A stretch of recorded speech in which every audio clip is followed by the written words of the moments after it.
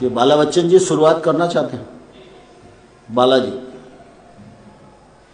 माननीय अध्यक्ष महोदय, माननीय संसदीय कार्य मंत्री जी ने मध्य प्रदेश नगर तथा ग्राम निवेश संशोधन विधेयक 2025 जो रखा है सदन में, मध्य प्रदेश नगर तथा ग्राम निवेश अधिनियम 1973 को और संशोधित करने हेतु विधेयक, माननीय अध्यक्ष महोदय, इसकी धारा 50, धारा 64, धारा 66, धारा 68 का उल्लेख इस संशोधन में किया गया है और धारा 66 की जगह धारा 66 का करना है, एक संशोधन किया गया है।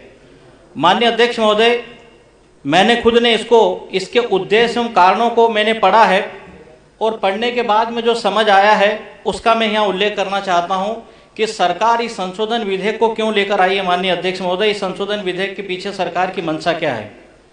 धारा 66 का अंत स्थापन करने का उल्लेख किया गया है और धारा 66 के अंतर्गत सरकार जो है मध्य प्रदेश के किसानों की, भूस्वामियों की जमीनों को हड़पना चाहती है। ये इसके पीछे संशोधन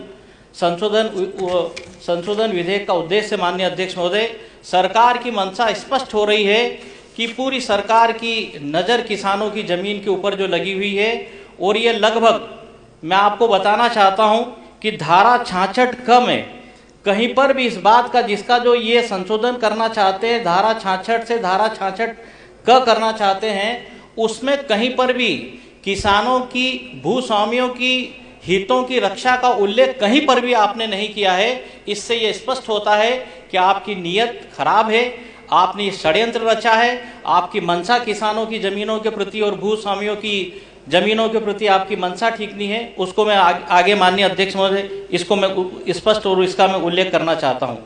माननीय अध्यक्ष महोदय, इंदौर से लगाकर सिंगरौली तक की जो जमीन है, सबसे पहले तो जहाँ से माननीय मंत्री जी आते हैं, जो संशोधन विधेयक लेकर आए, मैं उनके यहाँ इंदौर का ही बताना चाहता हूँ। इंदौर के पूर्वी और पश्चिमी मिला के लगभग 88 गाँव, विलेजेस ऐसे हैं जो वहाँ के किसानों की ज़मीनों को ये असर करेगा। यह संशोधन विधेयक वहाँ की ज़मीनों को हड़पने का काम करेगा।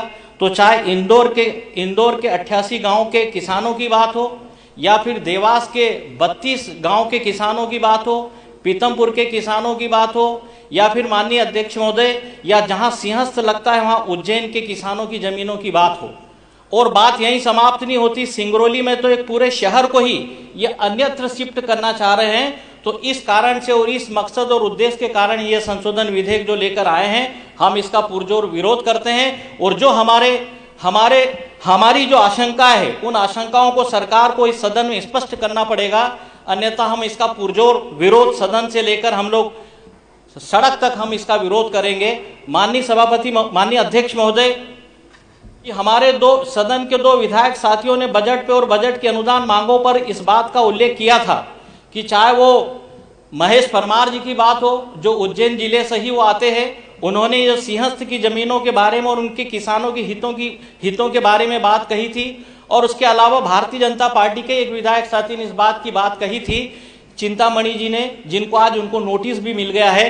तो माननीय सभापति महोदय, सच कहना भी मैं समझता हूं कि मैंने कहीं ऐसा पढ़ा है, मुंशी प्रेमचंद जी को मैंने पढ़ा है, कहीं उन्होंने लिखा है कि क्या बिगाड़ के डर से ईमान की बातों को नहीं कहोगे।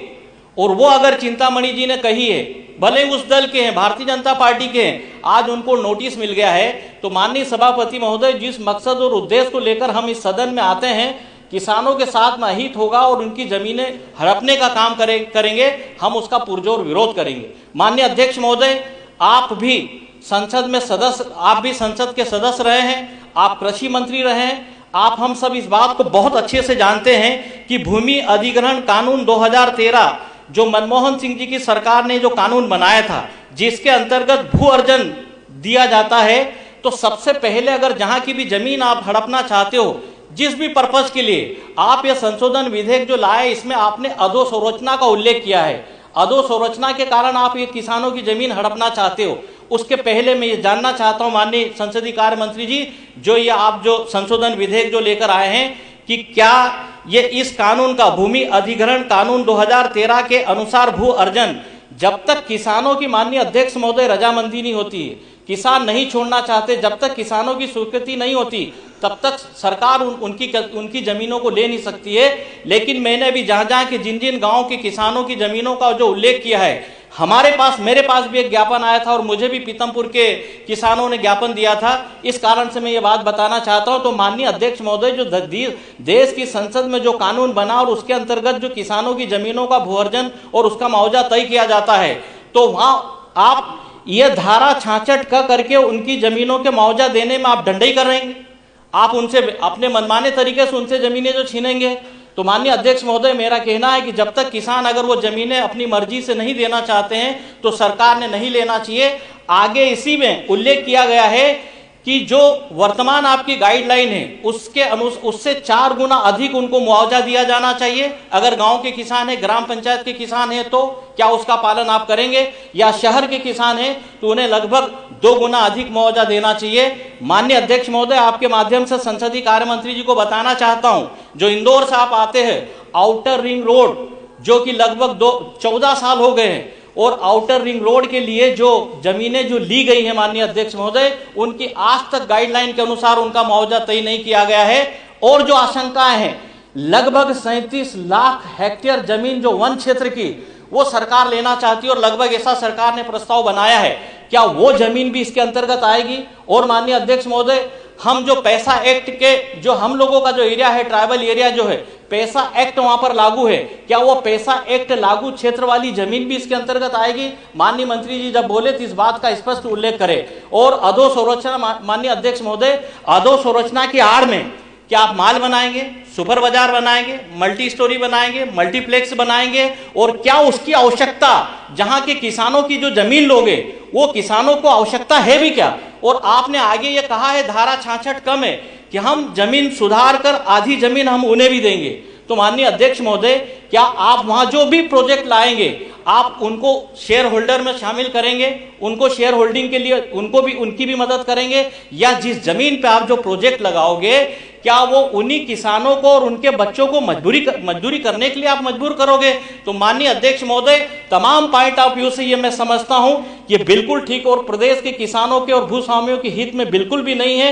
इसलिए सरकार ने, जब तक हम लोगों की आशंकाएं हैं किसानों की तरफ से, वो आशंकाएं समाप्त नहीं होती तब तक आप इसको लागू नहीं करना चाहिए। ये मेरा माननीय अध्यक्ष महोदय, माननीय संसदीय कार्य मंत्री जी से मेरा आग्रह है। माननीय अध्यक्ष महोदय, एक आध बिंदु इसमें और है माननीय अध्यक्ष महोदय, कि यह जो अधोसंरचना की बात कही है, मैंने बजट पे ओपनिंग स्पीच मैंने किया था कि जो आपने पूंजीगत व्यय, आपका पूंजीगत व्यय तो धीरे धीरे कम होता जा रहा है। जो ऑलरेडी आपके पास जो अधोसंरचना है उसकी आप कहां मेंटेनेंस कर रहे हो, उसकी देखरेख आप कहां कर रहे हो?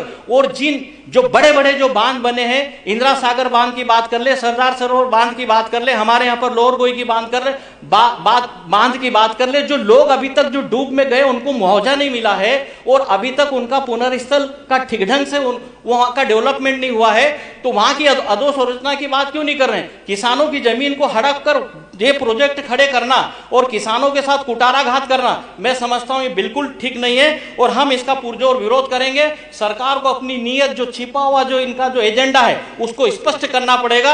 और किसानों के साथ में धोखा करोगे तो पूरी कांग्रेस पार्टी पूरे देश में राहुल गांधी जी के नेतृत्व में, आदरणीय खड़गे जी के नेतृत्व में, और मध्य प्रदेश में आदरणीय जीतू पटवारी जी के नेतृत्व में, और विधानसभा में उमंग सिंघार जी और कांग्रेस पार्टी के विधायकों के नेतृत्व में हम ये पूरी लड़ाई लड़ेंगे और किसानों के हितों की हम रक्षा करेंगे। माननीय अध्यक्ष महोदय, इसको स्पष्ट करें माननीय संसदीय कार्य मंत्री जी, ये मेरा आग्रह है, नहीं तो हमारा पुरजोर विरोध है। और ये जब तक स्पष्ट नहीं कर लेते तब तक के लिए यह संशोधन विधेयक आप वापस ले, ये कृपा करके आप व्यवस्था दे माननीय अध्यक्ष महोदय, यही मेरा आग्रह है। आपने मुझे समय दिया उसके लिए धन्यवाद। जी माननीय अध्यक्ष महोदय,